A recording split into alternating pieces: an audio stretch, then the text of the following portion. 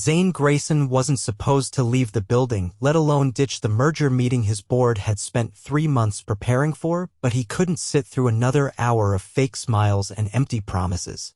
He slipped his phone into the pocket of his pressed charcoal suit and ducked out the back of Grayson Enterprises' 47th floor. He needed coffee. Real coffee.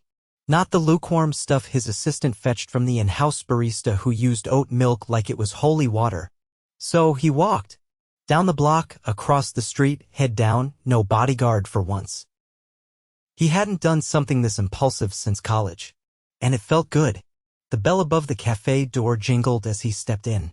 The place was small, cozy. Hardwood floors, mismatched chairs, and a chalkboard menu that looked handwritten. People were actually smiling, laughing, living. And then he saw her. Behind the counter, wiping down the espresso machine with a rag tucked into her apron, was a woman who didn't look like she belonged behind a counter. She looked like art. Auburn curls pulled into a messy bun, soft freckles across her cheeks, and a fitted black t-shirt that said, "Coffee first, questions later." She looked up and caught him staring. Hi," she said, raising an eyebrow. "I need coffee," Zane said. Desperately. She laughed, and it was the kind of laugh you didn't hear in boardrooms. Warm. Real. "You and everyone else," she said. "What's your poison?" "Black. Strong. Something that'll keep me awake through a merger meeting that makes me want to fake my own death." "Wow," she said, already moving behind the counter, her hands quick and practiced. "That's a lot of pressure for 1 cup of coffee." "I believe in you."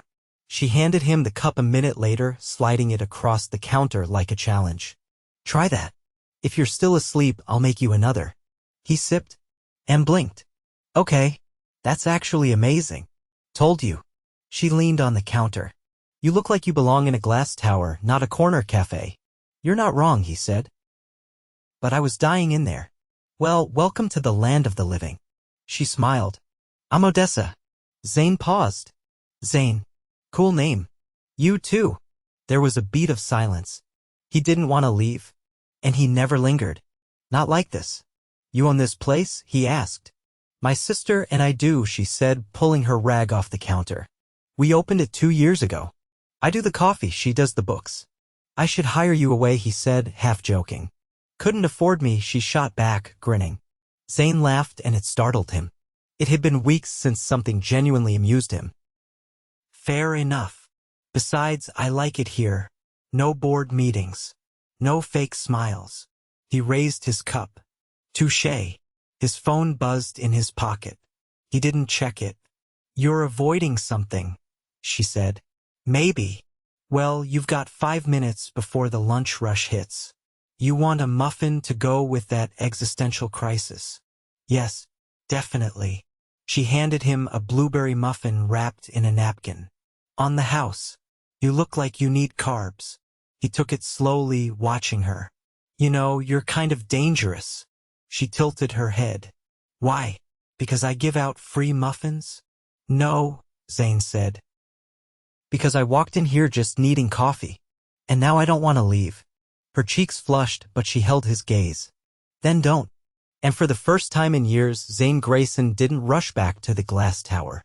He sat at a window table with a muffin and the best coffee he'd ever had, listening to the hum of real life and watching the woman who made him feel like maybe, just maybe, there was something more than mergers and millions. He came back the next day. And the next. By the end of the week, Odessa had stopped calling him Coffee Guy and started calling him by name. They talked. About everything.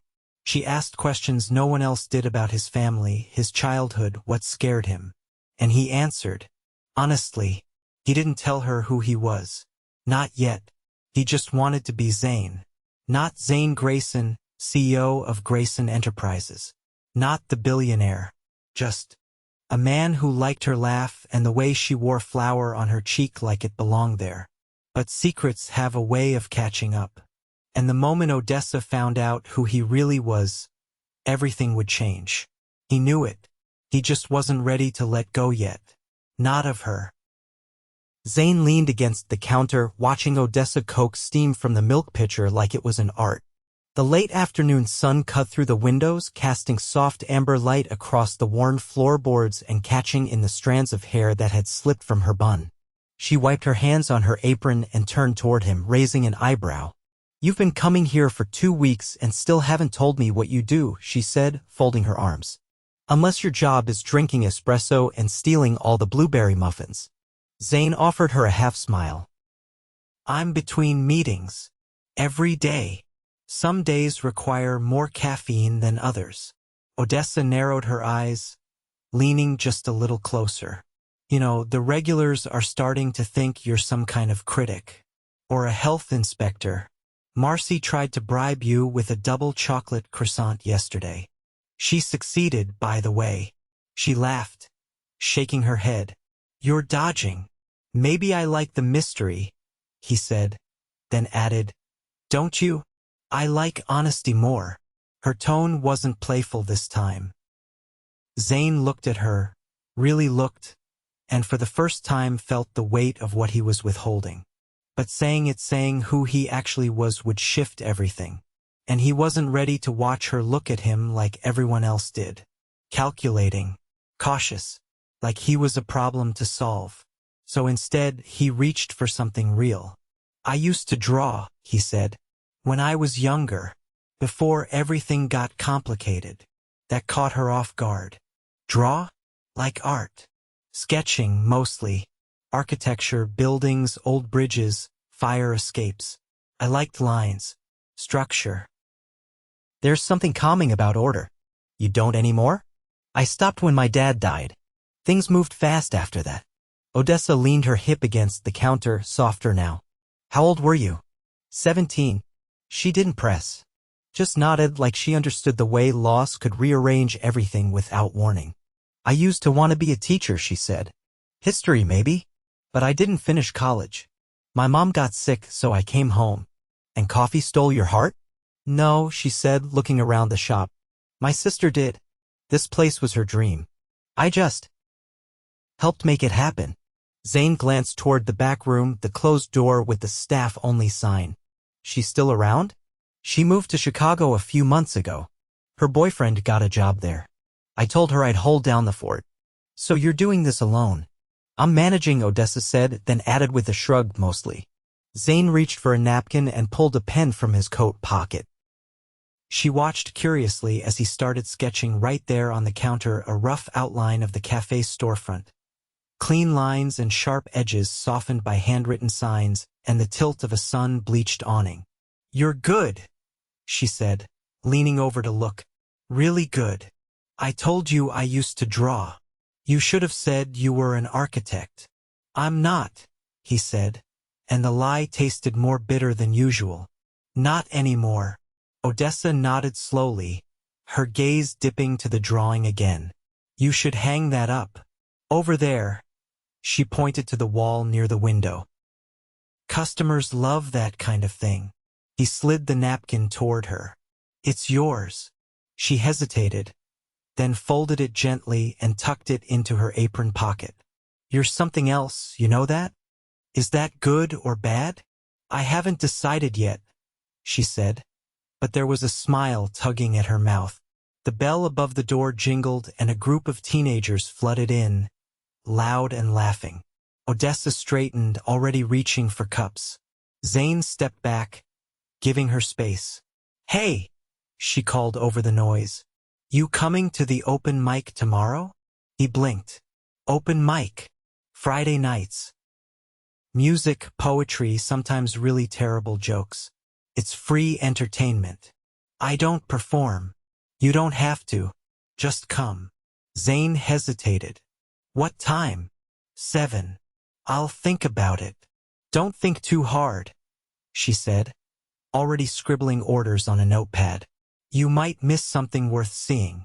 As he walked out, the chatter behind him faded and the city noise returned. But something clung to him, her words, her laugh, the napkin still warm from her hands. He slid into the back seat of the black SUV waiting at the curb, his driver eyeing him in the rearview mirror. "Back to the office, Mr. Grayson?" Zane didn't answer right away.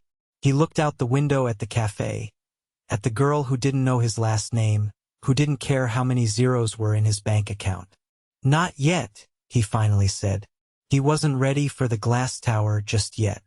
The lights were dimmed, strands of warm bulbs strung across the ceiling like a canopy of tiny stars.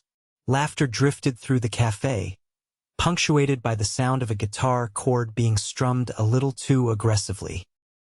Zane leaned against the back wall, arms crossed over his chest, watching Odessa from across the room as she adjusted the mic stand for the next performer with practiced ease. He hadn't planned to come. His schedule had been packed: calls with Tokyo, a contract dispute in Berlin, and a board member threatening to pull a vote. But he'd shown up anyway, ditching dinner with 2 hedge fund managers to stand in the back of a bustling cafe that smelled like cinnamon and possibility. Odessa spotted him between acts and made her way over, brushing a curl behind her ear. "Didn't think you'd show." "Neither did I," he said. "But I was curious." "About the open mic?" "About you." She tilted her head, but before she could respond, a girl stepped onto the tiny platform stage and began a poem about losing her voice in a too loud world. Odessa gestured for them to sit, and they slipped into a booth near the back. Zane's gaze lingered on her hand's ink-stained fingers wrapped around a chipped ceramic mug. "You're always watching things," she said quietly.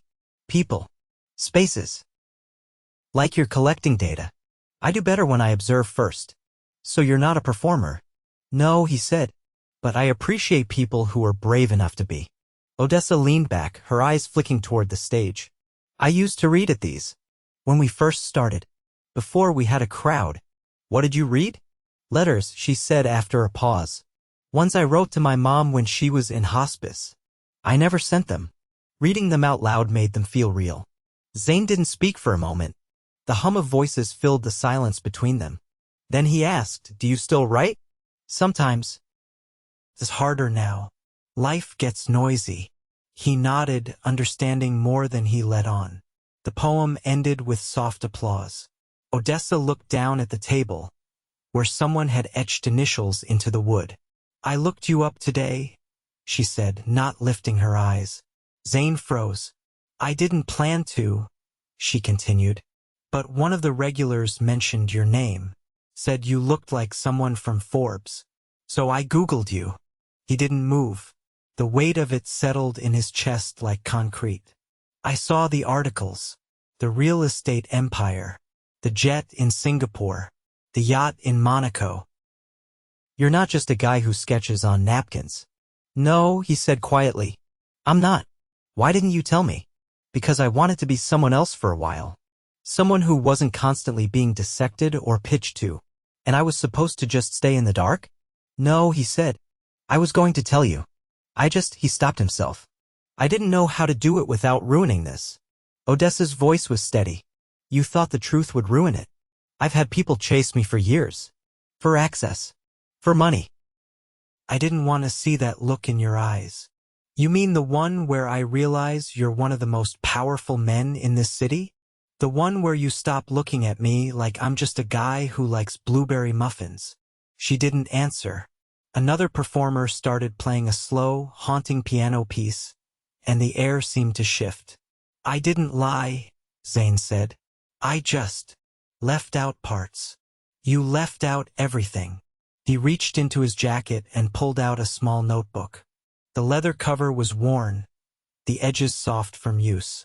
He flipped to a page and tore it out, handing it to her. It was a sketch. Not of the cafe this time, but of her behind the counter, backlit by sunlight, head tilted as she poured a shot of espresso. Every line was deliberate, every shadow precise. It wasn't just accurate. It was reverent. She stared at it for a long moment. "You drew me. I had to. I couldn't get the light right in my head unless I saw it on paper." Odessa folded the sketch slowly and tucked it into the inside pocket of her cardigan. "I don't know what to do with this," she said.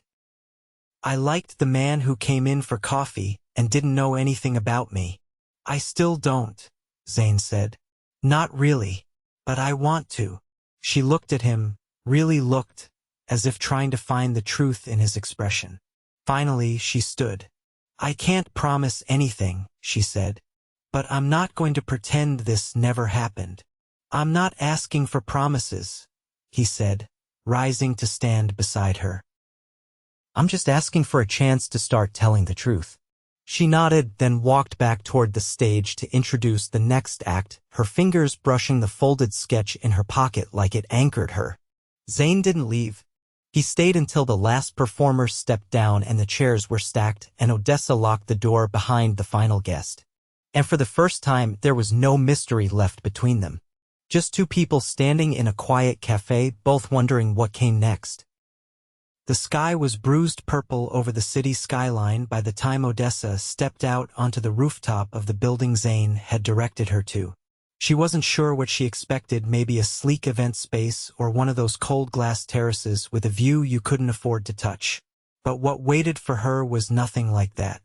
Warm light from antique lanterns danced across a rooftop garden lined with olive trees in tall clay planters.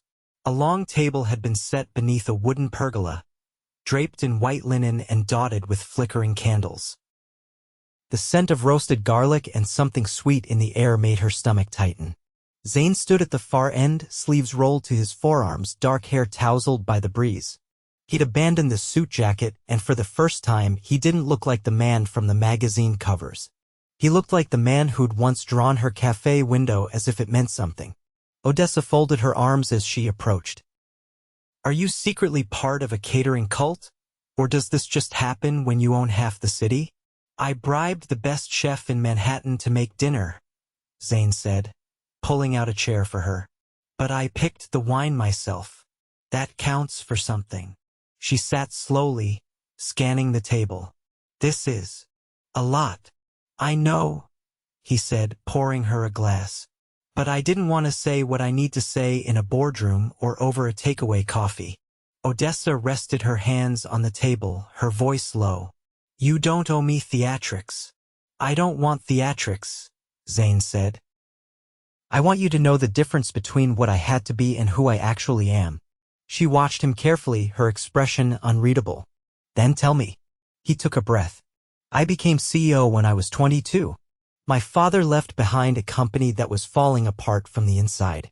I wasn't ready, but there was no one else. I spent the next decade fixing everything. I didn't sleep, didn't trust anyone, didn't have time to miss what I'd given up. And now I realize I miss things I didn't even know I needed. Like quiet. And connection. And someone who doesn't flinch when I tell the truth. Odessa's fingers traced the rim of her glass. You're not the only one who's been surviving instead of living. Zane leaned forward, elbows on the table. I made a choice when I walked into that cafe. A small one.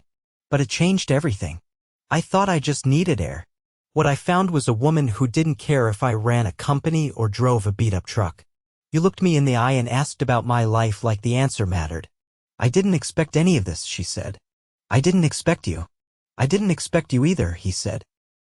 But you've stayed with me. In my mind. In every meeting. In every room that used to feel like a victory and now just feels empty without you in it. She looked down at her plate, then back up at him. I'm not a project you can fix. I know, Zane said. And I don't want to. I'm not part of your world, Zane. I don't fit into penthouses and press releases. Then I'll build a world where you do fit, he said. Or I'll leave the one I'm in behind to be in yours. Her eyes widened slightly, but she didn't look away. This rooftop used to be my mother's garden, he went on. Before she got sick, she planted those trees. She used to say that love was like tending olives. It takes patience and care and a little sunlight every day. I haven't brought anyone up here since she passed. Odessa stood slowly, walking over to one of the trees. Her fingers brushed the leaves. It's beautiful. I put the table here because I wanted you to know this isn't just about a dinner. Or guilt. Or making things right. It's about starting something real. She turned toward him. Zane, if I say yes, this can't be a secret life you escape into. I won't be the place you go to breathe while you suffocate everywhere else. He crossed the space between them and took her hand. You won't be. Because I'm done living a life that doesn't include you. She hesitated, then nodded once. All right.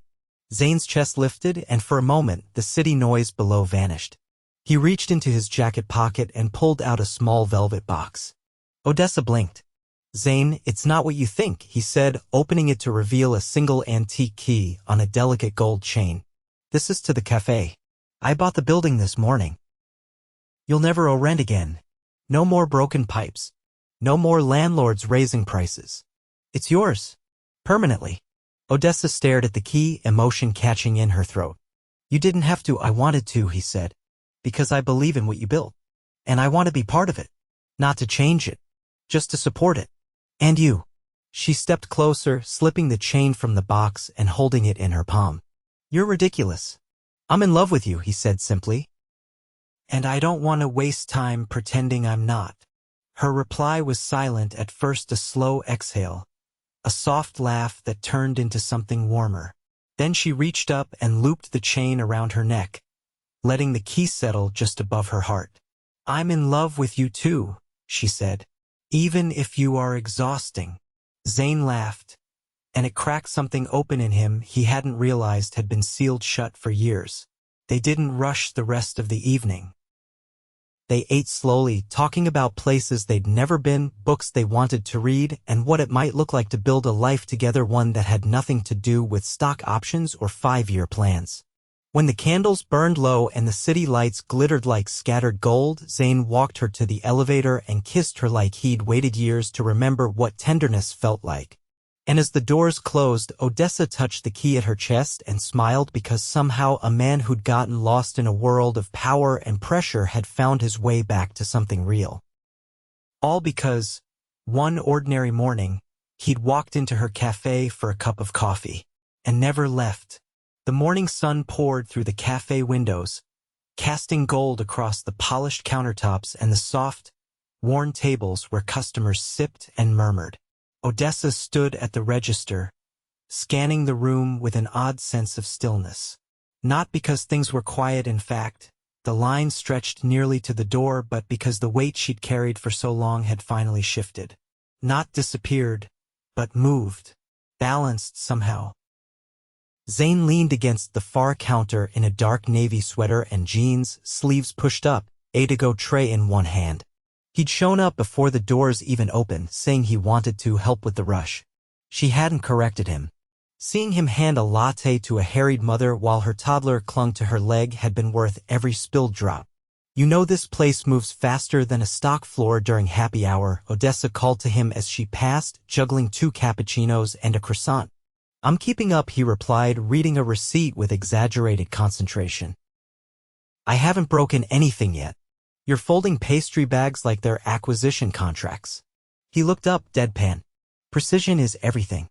A beat passed before they both burst out laughing. But beneath the laughter, there was something else now. A quiet certainty. They were no longer dancing around each other, no longer hiding behind banter or unspoken truths. When the rush finally waned and the last customer left with a box of espresso truffles, Odessa pulled her apron over her head and tossed it onto the back counter. "I have something to show you," she said. Zane raised a brow. "Should I be worried?" "Only if you're afraid of dust and old dreams." She led him to the narrow staircase near the kitchen, the one that wound up to the storage loft. Pushing open the door at the top, she stepped into a space filled with haphazardly stacked boxes, an old typewriter, and a faded corkboard pinned with postcards and yellowed notepaper. "This was my sister's office," she said, walking toward the window. "I haven't touched it much since she moved. But I've been thinking about something." Zane followed her in, his gaze softening as he took in the room. "What kind of something?" "I want to expand," she said. "There's an empty unit next door.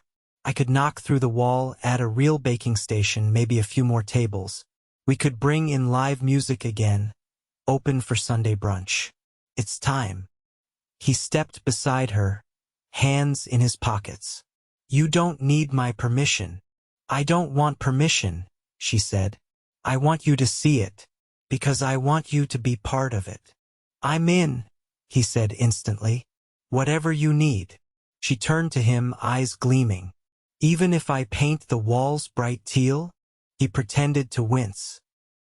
"You'd make teal look like a power move." Their laughter faded into a silence laced with something deeper.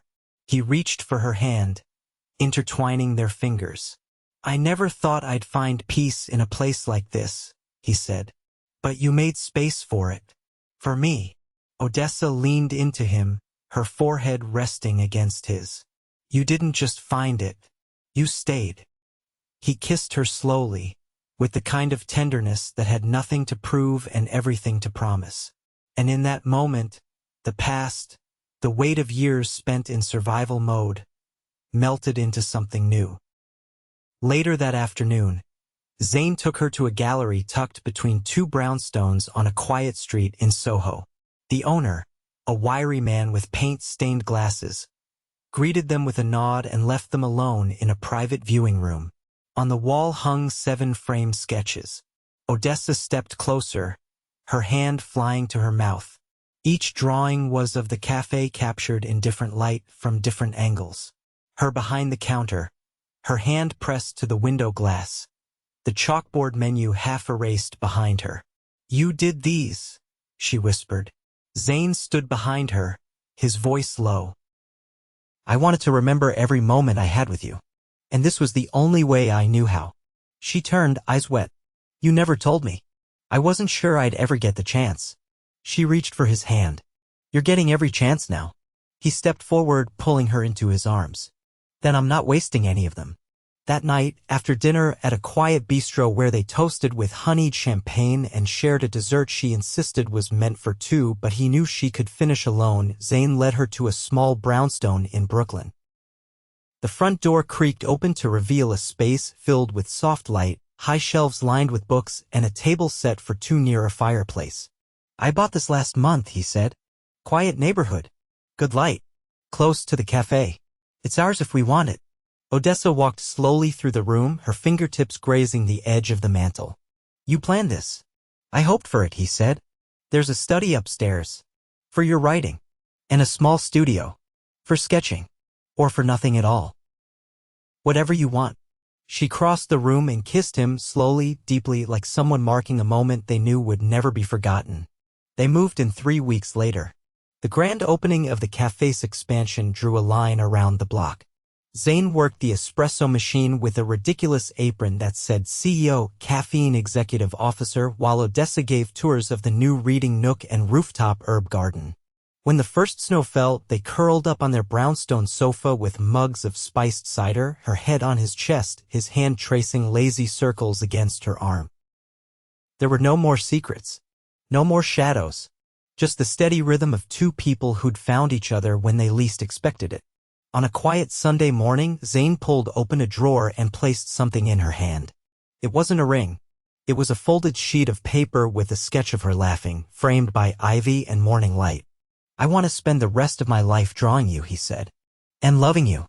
She smiled, tears in her eyes. "Then we'd better get started." And they did. Together.